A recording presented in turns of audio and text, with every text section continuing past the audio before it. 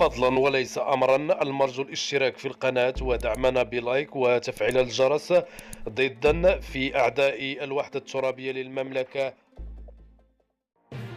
في خبر عاجل، لا زالت جبهة البوليساريو متواصلة في فبركة الأخبار الكاذبة في إطار حربها الإعلامي ضد وحدة أراضي المملكة، وكان آخرها نشر خبر كاذب مفاده إسقاط ما يسمى بهتانا بالجيش الصحراوي الوهمي لطائرة تابعة للجيش المغربي في إطار العملية في منطقة المحبس وراء الجدار الرملي العازل.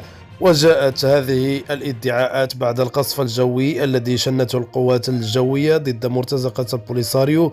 حاولوا الاقتراب من الجدار الدفاعي، وبالعودة إلى التدقيق الذي يستدعيه التحقق من الأخبار الزائفة في عصر شبكات التواصل الاجتماعي، نجد أن هذه الصور تعود لحادث سقوط طائرة استطلاع تركية عند الحدود السورية في إطار الحرب الطاحنة في سوريا ودخول عدد من الأطراف الإقليمية لهذه الحرب.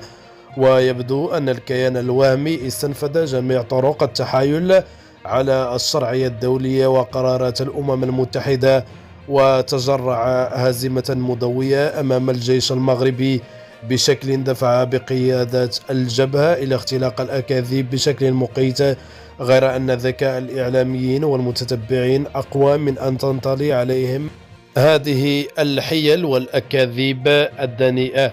نشكركم على حسن المتابعة.